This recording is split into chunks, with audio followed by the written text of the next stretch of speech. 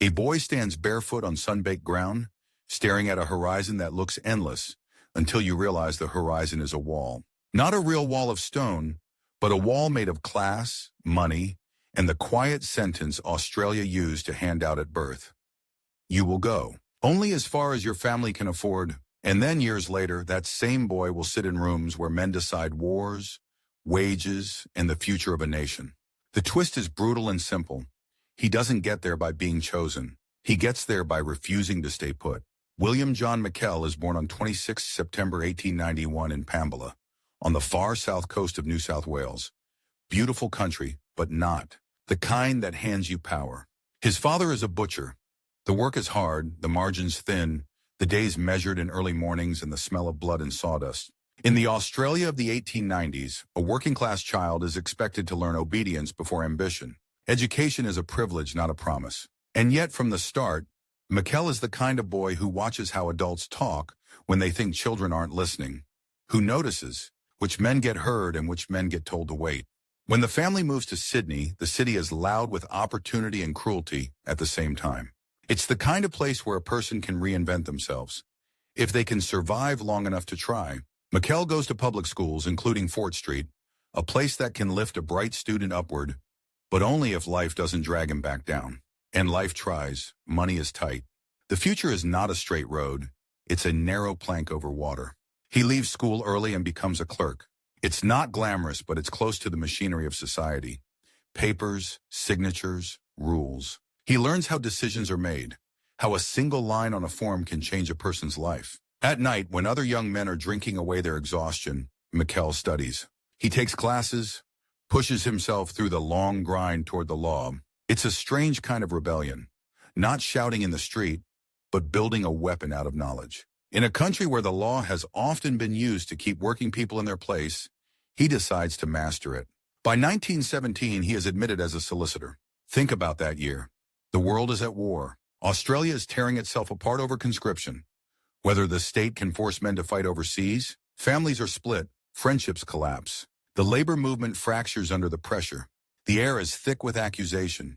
Patriot, traitor, coward, profiteer. McKell is a young lawyer stepping into a profession dominated by men with money and connections, and he is doing it while the country argues about who owns a citizen's body.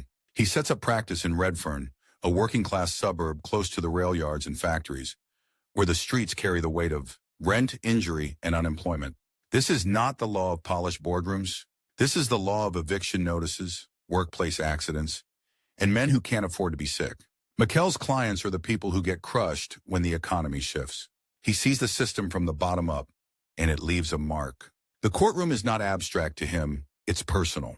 Every case is a reminder that fairness is often just a story told by the powerful. In 1913, before the law license, he marries Mary Minnie Pye. Their life is not the life of a rising aristocrat. It's the life of a couple building stability brick by brick. The private pressure is constant.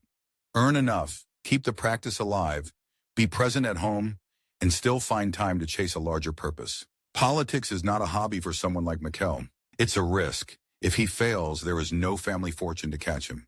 He joins the Australian Labor Party, and it's not hard to see why. Labor is the political expression of the world he knows.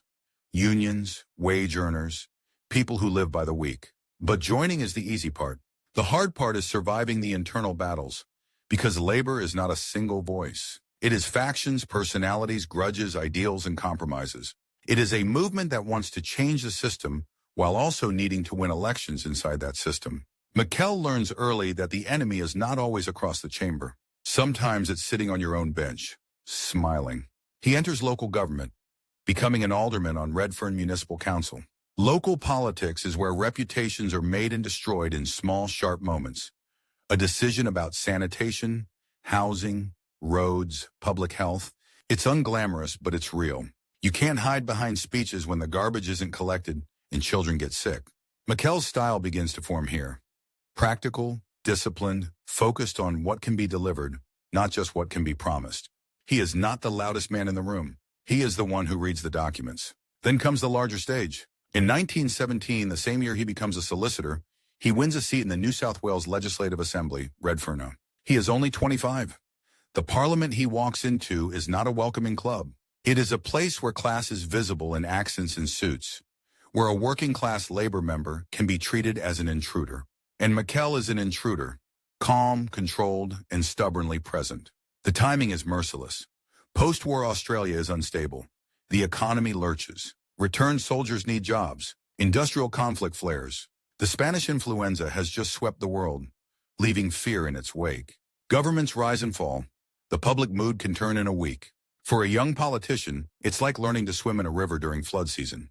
McKell begins to build influence not through theatrics but through competence. He understands that in politics, emotion wins crowds, but administration wins power. He studies procedure. He learns how bills are shaped, how committees work, how alliances form. He watches leaders burn out, consumed by ego or scandal, and he files the lesson away. Survive first, then advance. In the 1920s, he becomes part of the labor machine in New South Wales, a machine that is both a ladder and a trap. The party is tied to unions, and unions are tied to the lives of thousands. Every decision has consequences. Every compromise creates enemies. McKell's legal background makes him valuable. He can draft, negotiate, and argue with precision. He is the kind of man who can turn a moral demand into a workable policy. That skill is rare and dangerous because it makes him visible. He is appointed to ministerial roles as Labor gains office. One of his early major portfolios is justice. Imagine the irony. The butcher's son, the Redfern solicitor, now responsible for the legal system of the state, the courts, the police, the prisons, institutions that working people often fear, are now under the oversight of someone who has sat with the frightened and the broke. But power doesn't erase the system overnight. It tests you. It asks, will you become what you once opposed? McKell's approach is measured. He is not a revolutionary with a torch. He is a reformer with a file. He believes in the state as an instrument, capable of harm, but also capable of protection if steered correctly. That belief will define him. It will also put him in the crosshairs of people who think government should stay small and obedient to business. And then the Great Depression arrives like a fist. The early 1930s are not just hard times. They are a social emergency. Unemployment surges. Families line up for relief. Men who once worked with pride now stand in queues, eyes down, waiting for food. The political atmosphere becomes poisonous. In New South Wales, the Labour Premier Jack Lang becomes a lightning rod. Defiant, populist, and at war with financial orthodoxy. The state becomes a battleground between elected government and the forces of banks, creditors, and the British Empire's expectations. It is not abstract. It is about whether people eat. McKell is inside Labour during its most explosive era. The party splits. Accusations fly. Loyalty is demanded. Careers are destroyed. The Lang government is dismissed in 1932 by the governor, Sir Philip Game, an event that shocks the country and leaves a scar on Australian democracy. The message is chilling. Even an elected government can be removed when it collides with the pillars of power. For McKell, this is not just history, it is a warning. He sees what happens when a government pushes too hard without enough support, and he sees what happens when it bends too far and loses its soul. He is watching the limits of democracy being tested in real time, and he is making a choice about what kind of leader he will become.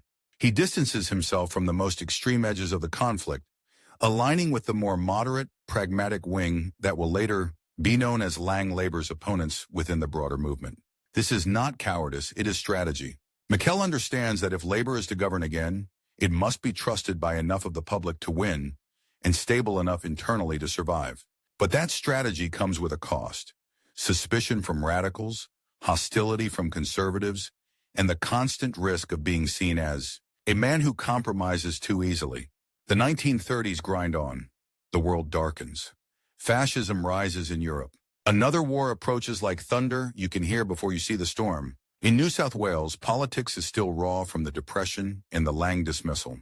McKell keeps working, building credibility, becoming the kind of figure colleagues turn to when they need a steady hand. He is not the man who makes the biggest speech. He is the man who can hold a government together. By the late 1930s, he is positioned near the top of the party. Leadership is no longer a distant dream. It is a looming responsibility. And here the story tightens, because McKell is about to face the most unforgiving opponent of all. Time. War is coming. The state will need coordination, industry, discipline, and public trust. Labour will need to prove it can govern without tearing itself apart. And McKell, who has spent 2 decades climbing from the butcher's shop to the cabinet table, now stands at the edge of a moment that will either crown him or crush him. He has learned the law. He has learned the streets. He has learned the party's internal wars. But the next test will be different. It will not be about winning an argument. It will be about holding a state together while the world burns, and doing it before the clock runs out. The clock starts ticking in a way it never has before. Not the slow, forgiving clock of elections and committee meetings, but the brutal wartime clock that counts in ships sunk, factories stalled, and telegrams delivered to front doors. In 1939, the world doesn't change. It snaps. And in New South Wales, a man who has spent his life learning how systems break is about to be handed the system itself, already cracked, already under strain, and now expected to carry a war. William McKell steps into the leadership of the New South Wales Labour Party in 1939. After years of factional bloodletting and the long hangover of the Lang era, he isn't the loudest name in the movement. He's the one people trust not to explode. That sounds like faint praise. Until you understand what exploding has meant in this state, governments dismissed, parties split, careers ended overnight. McKell's real opponent isn't a single rival across the chamber. It's the chaos inside his own side, the constant temptation of labor to tear itself apart at the exact moment the public needs it to hold steady. Then comes the first twist. He doesn't win power by promising a new world. He wins it by promising control. In May 1941, McKell becomes Premier of New South Wales. The title sounds clean. The reality is filthy with pressure. Australia is at war, and the war is no longer a distant European tragedy. The Pacific is tightening like a noose. Within months, Singapore will fall. Darwin will be bombed. The fear is physical. People feel it in the pit of the stomach when they read the headlines. New South Wales is the industrial heart of the country, and the Premier is suddenly responsible for keeping the heart beating while the body is being attacked. He inherits a state that must produce coal, steel, munitions, ships, uniforms, while also keeping people fed, housed, and employed. Every shortage becomes political. Every strike becomes a national security argument. Every accident in a factory becomes a question. Why weren't you ready? And behind it all is the most unforgiving deadline imaginable. If production fails now, men die later. McKell's governing style hardens into something almost military. He is not a romantic. He is a manager with a lawyer's mind and a working-class memory of what happens when the system shrugs. He pushes for coordination between government, industry, and unions, because he knows the war effort can be strangled from either side, by employers who hoard profit and by militants who treat every dispute as a crusade. He needs discipline without betrayal, unity without surrender. That balance is where leaders get destroyed. And the destruction is not theoretical. Inside labor, the old factional knives are still sharp. There are men who think McKell is too cautious, too willing to bargain, too respectable. There are others who fear the opposite, that he will let the unions run the state. He is attacked from both directions, which is how you know he is standing in the middle of the road with traffic coming at him from both ends. He builds a cabinet and a machine that can actually function. He leans on competence. He keeps the government stable through the war years, and stability becomes its own kind of weapon. While the world is burning, New South Wales cannot afford a government that collapses in a tantrum. McKell understands that the public doesn't just vote for policies in wartime, they vote for the feeling that someone is at the wheel. But there's another quieter enemy, the constitutional reality that the states are not sovereign in war. The Commonwealth government in Canberra is expanding its power, centralizing taxation and control. The war accelerates a shift that will never fully reverse. McKell has to defend New South Wales' interests without looking like he's undermining the national effort. It's a tightrope over a canyon. Lean too far toward state rights and you look selfish. Lean too far toward Canberra and you look weak. He chooses pragmatism. He cooperates where cooperation wins results, and he fights where the state would be hollowed out. It's not glamorous, but it keeps New South Wales functioning, and it keeps him in office. Elections come in 1944, and the public gives him something rare in hard times, a renewed mandate. It's a sign that his particular kind of leadership, quiet, administrative, relentless, has landed. People may not cheer for it, but they trust it. In politics, trust is the currency that buys you time. And time is exactly what McKell needs, because the war is ending and a different kind of battle is about to begin. The battle over. What the peace will look like. The end of war doesn't bring relief so much as a new set of emergencies. Demobilized soldiers return needing jobs and housing. Families that have delayed everything, marriage, children, building, suddenly surge forward all at once. Materials are scarce, inflation bites. The state has to convert from wartime production to peacetime life without collapsing into unemployment and bitterness. This is where governments get punished, not for losing a war, but for mishandling the peace. McKell's government moves into Reconstruction with the same instinct it used in wartime. Organize, plan, build. The state expands public works. It pushes housing and infrastructure. It leans into the idea that government is not just a referee, but a builder. For conservatives, this smells like creeping socialism. For radicals, it's never enough. For McKell, it's simply the lesson of the Depression and the war combined. If the state does not act, the market will not magically save the people who have the least. And yet, even as he consolidates power, the story takes a turn that feels almost cruel. The more competent he becomes, the more he is pulled toward a role that would remove him from the very arena he has mastered. Because in Australia, there is a position that looks ceremonial until you understand its shadow. Governor General. The king's representative. The man who signs the papers that make governments real, and, in extreme circumstances, can end them. The office carries the ghost of 1932, when Jack Lang was dismissed in New South Wales. McKell lived through that era.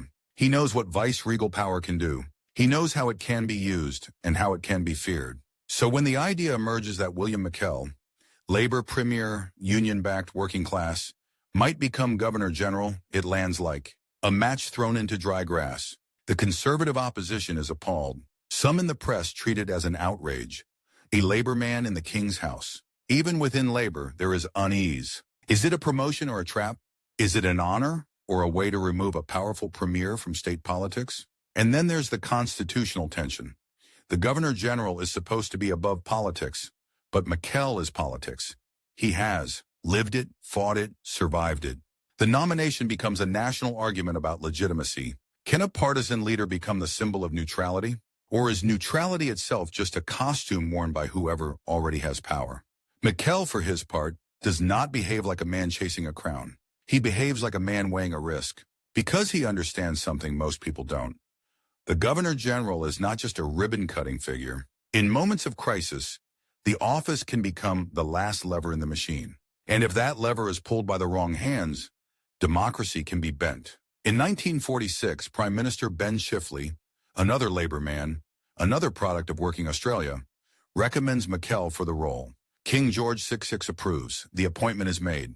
And suddenly the butcher's son from Pambala is being prepared to stand in the most symbolically loaded room in the country, under portraits of monarchs wearing the weight of an empire's tradition.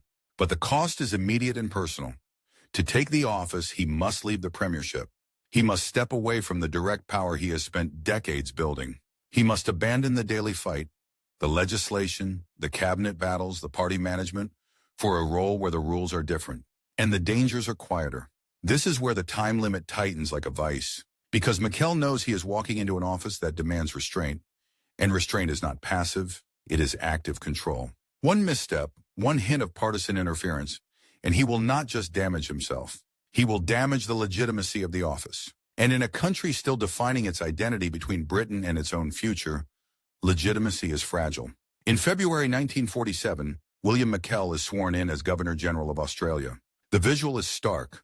The same man who once argued cases for working people in Redfern now stands as the Crown's representative, reading speeches written by elected governments, signing bills into law, hosting dignitaries, embodying continuity.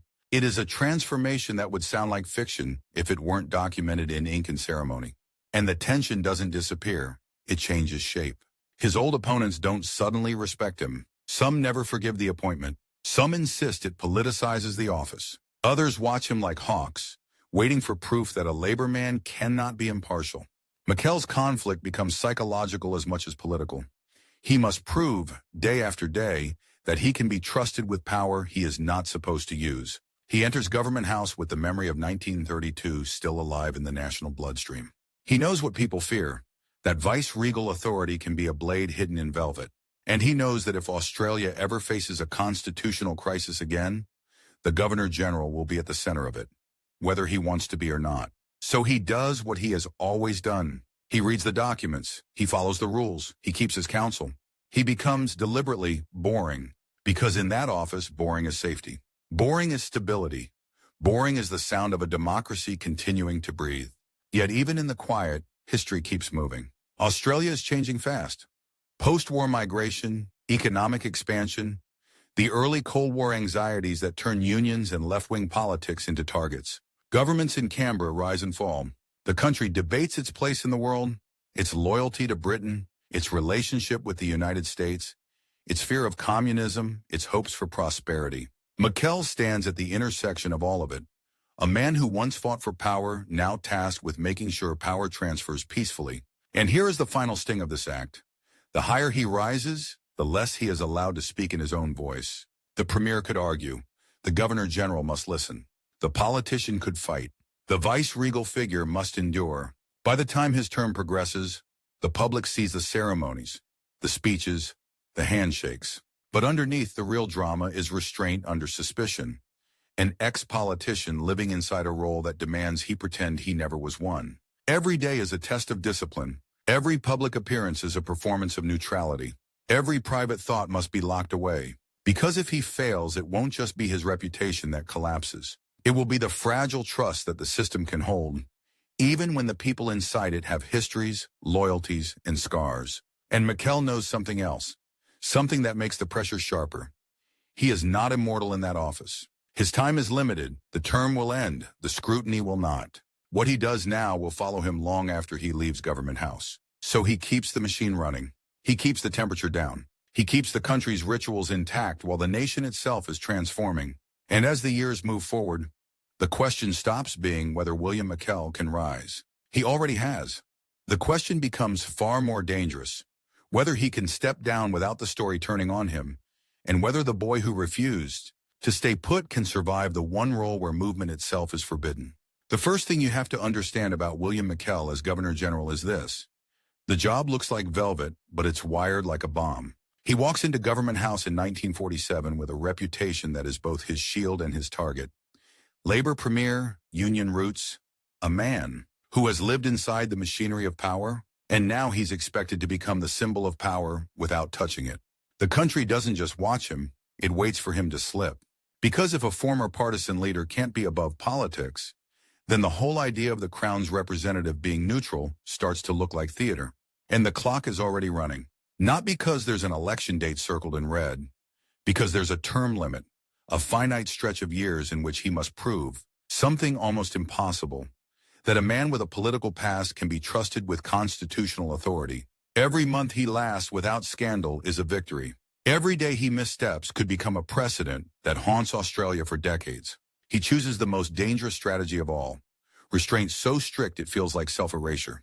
McKell's days become a procession of rituals that hide the real stakes. He signs bills into law. He reads speeches written by ministers. He hosts receptions where the smiles are polished and the conversations are safe. But behind the ceremony is a constant, silent calculation. What can I do? What must I do? And what must I never be seen to do? Because the Governor-General is not merely a host in a grand house. The office carries reserve powers, rarely used, barely discussed in polite company, but always there like a knife in a drawer. Australians remember 1932 in New South Wales, when a vice-regal representative dismissed Jack Lang. McKell remembers it too. He knows how quickly constitutional can become catastrophic. He knows how a legal act can feel like a coup to half the country. And he knows that if a crisis ever comes, people won't just judge the decision. They'll judge the man's motives. A labor man in the king's uniform? Suspicion comes built in. So he becomes meticulous. He reads, he consults, he keeps notes. He asks questions in private that he would never ask in public. He does not grandstand. He does not improvise. He does not give the press a single loose thread to pull. Then the world shifts again, and the job stops being ceremonial even on the surface. The late 1940s are not a gentle peace. Australia is absorbing waves of post-war migration, expanding its industries, and trying to define itself in a world that has split into hostile camps. The Cold War turns ideology into a security issue. Unions become battlegrounds. Words like communist and subversive start to land with the weight of police boots. The country's politics harden, and the Governor-General, supposedly above it all, stands at the center of the constitutional stage where every government must pass, In 1949, the federal election brings a major change. Ben Chifley's Labor government falls, and Robert Menzies returns to power. For McKell, this is the first great test of his transformation. The man who once led Labor in New South Wales must now work seamlessly with a conservative prime minister whose supporters had been among the loudest critics of McKell's appointment. If McKell shows warmth, Labor people might mutter betrayal. If he shows distance, conservatives will cry bias. He has to make the transfer of power look not just peaceful, but natural, like the system is stronger than the personalities inside it. So he does what he has trained himself to do. He makes it boring. No drama, no visible friction, no hint that the Governor General's office is a political prize. The paperwork moves, the oaths are taken, the new ministry is sworn. The country watches the ritual and almost without noticing, accepts the deeper message. The machine still works. But boring doesn't mean easy. It means lonely.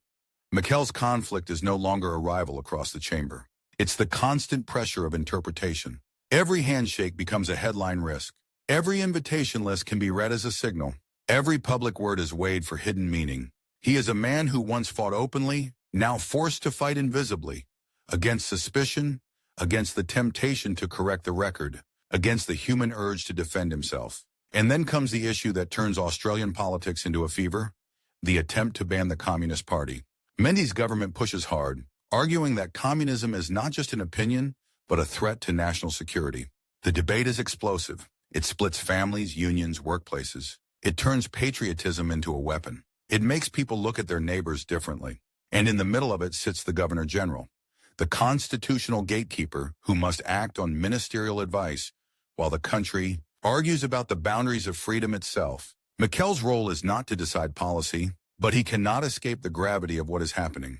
When legislation is presented for assent, when dissolutions and elections are advised, when the government seeks to use the machinery of state against an ideology, the Governor General becomes part of the story whether he wants to or not. He has to ensure the process is lawful, proper, defensible, because if the process is tainted, the legitimacy of the outcome collapses. The government's Communist Party Dissolution Act is passed in 1950. It is a blunt instrument aimed at an enemy the government insists is real and urgent. But Australia's High Court strikes it down as unconstitutional. The system checks itself dramatically, publicly, and now the government seeks another path, a referendum to change the Constitution.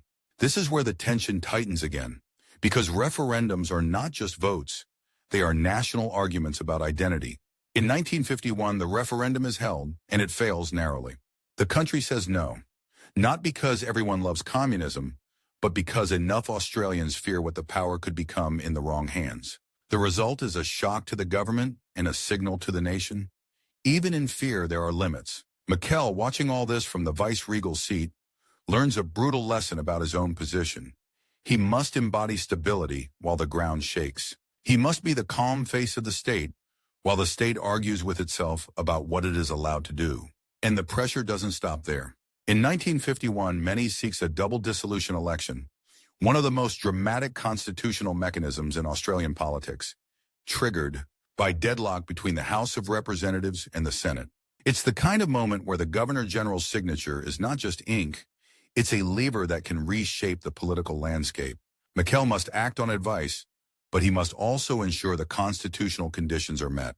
If he refuses, he triggers a crisis. If he agrees too casually, he risks looking like a rubber stamp for political tactics. So again, caution, procedure, legitimacy. He grants the dissolution. The election is held.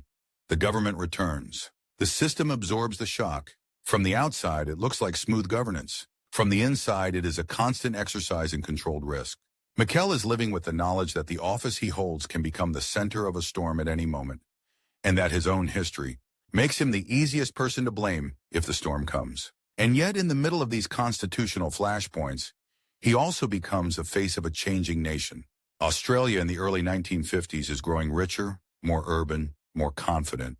New suburbs spread like fresh concrete across the edges of cities. Migrant ships arrive, bringing people who will reshape the culture, the workforce, the food, the language on the streets. The country begins to look less like an outpost and more like a place building its own future.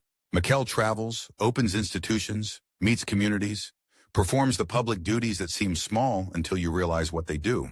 They stitch the idea of Australia together across distance and difference. He is not a charismatic showman. He is not a poet of nationhood. His strength is something rarer. He makes the state feel dependable, but dependability has a cost. The longer he stays, the more he is trapped by the role's silence. He cannot publicly defend his own appointment. He cannot answer critics who still mutter that he was a political choice. He cannot explain the private care with which he handles constitutional advice. He must let the record speak later, if it ever does. And the record, in his case, is a strange kind of achievement. Crises that do not become catastrophes. That is the paradox of McKell's vice-regal years. If he succeeds, nothing happens. No dramatic intervention, no headline-grabbing confrontation, no moment where he becomes the hero of a constitutional thriller. His victory is the absence of spectacle. But the tension remains because the office is never just what it does. It's what it could do. Every time Parliament is dissolved, every time a ministry is sworn, every time a bill receives assent, the country is reminded that there is a constitutional hinge between the elected government and the formal authority of the state. McKell stands on that hinge. He must be firm enough to protect the process, invisible enough not to dominate it, and all the while the time limit keeps tightening. His term cannot last forever. His health and age are not abstract. He was born in 1891. By the early 1950s, he is no young man, and the workload is relentless. Travel, ceremonies, documents, audiences, the constant demand. To be presentable, composed, neutral, the office consumes the person. It demands that he be William McKell, only in the most controlled, curated way. In 1953, after more than 6 years as Governor General, he steps down. The handover is orderly, dignified, exactly the kind of transition he has spent his term normalizing. There is no explosion, no scandal, no dramatic final act, which in his case is the point. Because the real climax of this part of his life is not a single event. It's endurance. A former Labor premier enters an office many believed he would politicize, and he leaves it having done the opposite.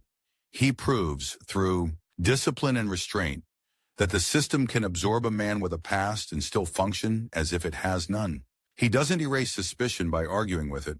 He outlasts it, and that is the last twist before the story moves on. The man who once survived by fighting learns to survive by refusing to fight. At all, at least not where anyone can see it.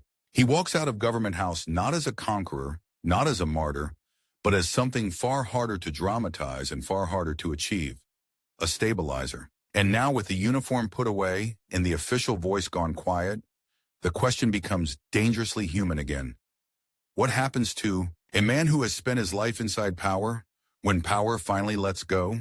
One day you're the man who can dissolve Parliament with a signature. The next you're just a private citizen again. No uniform, no motorcade, no constitutional gravity in the room. And here's the cruel contrast. William McKell spent years proving he could be invisible in the most visible job in the country, only to discover that the moment he steps away, history starts trying to make him invisible for real. He leaves Government House in 1953 at 61, and the silence that follows is not peaceful. It's dangerous, because the office had been a kind of armor. Every gesture explained by protocol, every decision sheltered by convention. Now there's no script, no Your Excellency, no careful buffer between the man and the world's judgment. Just William McKell, older, tired, and suddenly exposed to the one opponent he can't outmaneuver with procedure. Time. The public expects a neat ending. The Governor General retires, fades into dignified obscurity, becomes a footnote.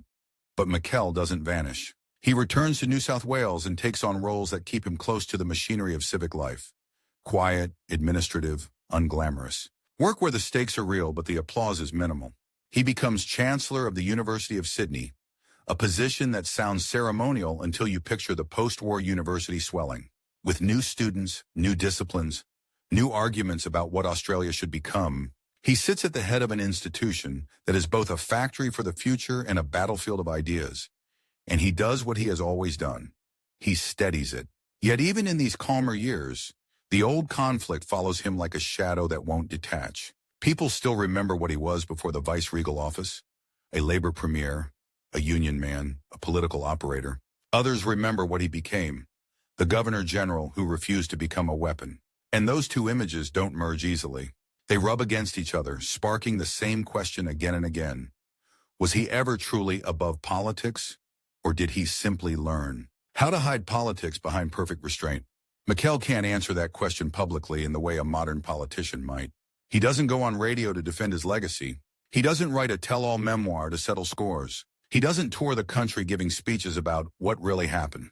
That kind of self-myth-making isn't his style, and it would have violated the very discipline that defined his term. So he does something harder. He lets the record stay incomplete. And that incompleteness becomes its own twist, because the most dramatic viceregal stories are the ones with explosions.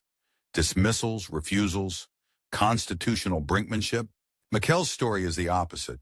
He becomes important precisely because he didn't detonate the bomb.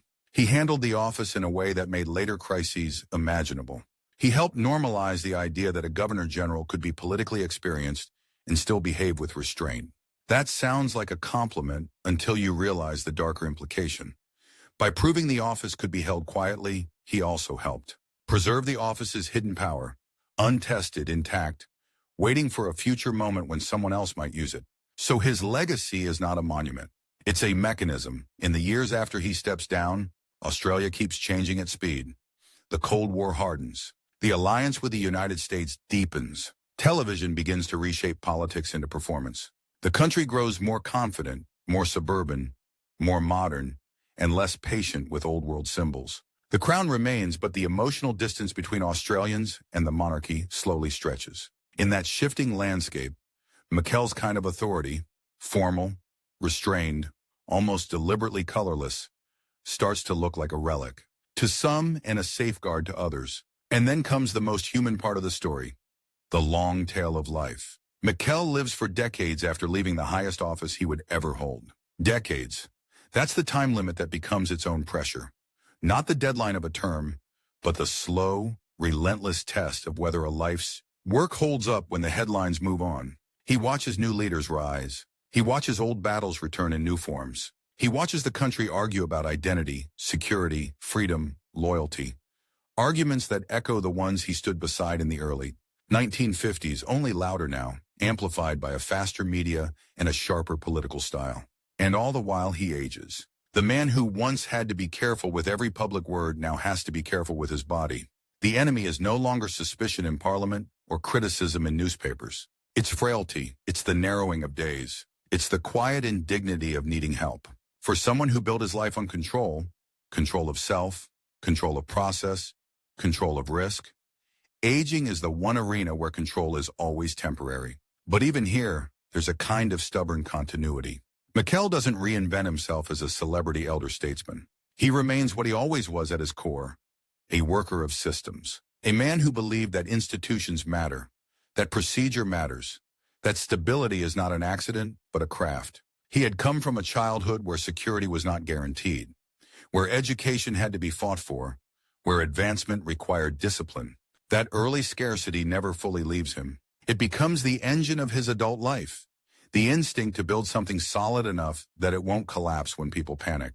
That instinct is why his name still matters when historians talk about the office he held. Because the governor generalship is a paradox. It is both symbolic and potentially decisive. McKell's tenure sits in the middle of that paradox like a weight on a scale. He didn't redefine the Constitution. He didn't seize power. He didn't provoke a crisis. But he demonstrated a model of behavior, cautious, procedural, relentlessly non-theatrical, that later Australians would either praise as the gold standard or criticize as the perfect camouflage for an office that should be more clearly limited. And there's another twist, one that only becomes obvious with distance. McKell's greatest opponent wasn't Menzies, or the press, or the critics who doubted his neutrality. It was his own past. Not because his past was shameful, because it was powerful. He had been a partisan leader in a country that likes to believe its referees have never played the game. Every day as governor general, he had to defeat the easiest narrative in politics. He'll look after his own. He defeated it not with speeches, not with charm, not with public persuasion, but with a kind of self-denial so consistent it became a wall. And once you build a wall like that, you don't just take it down when you retire. You live behind it. So when people later look for the real McKell, they often find only fragments. The boy from a working-class Sydney suburb who became a lawyer, the Labour Premier who modernized New South Wales, the Governor-General who kept his head down and the system upright. The private man remains mostly private. The story refuses to give the audience the easy reward of confession, but history gives a different reward, consequence. McKell dies on 11 January 1985, 93 years old, an age that turns his life into a bridge between Australias. He was born when the country was still young, still defining itself, still close to the British world in ways that later generations would struggle to imagine. He lived long enough to see Australia far more independent in spirit, more diverse in its people, more complicated in its politics. And somewhere in that long arc sits his most enduring contribution. He helped prove that the country's institutions could survive transitions of governments, of ideologies, of eras, without needing a strong man to hold them together. That's not a cinematic legacy. It doesn't fit neatly into a single triumphant scene, but picture it anyway. A man at a desk, late at night, reading documents by lamplight, weighing every implication, knowing that one careless act could poison the office for years. A man who understood that power isn't only what you do with it, it's what you refuse to do when you could. And that's why, even after the uniform is folded away and the official voice goes quiet, William McKell's story doesn't end with a bang. It ends with something rarer, a life spent close to the lever and the discipline to leave it alone.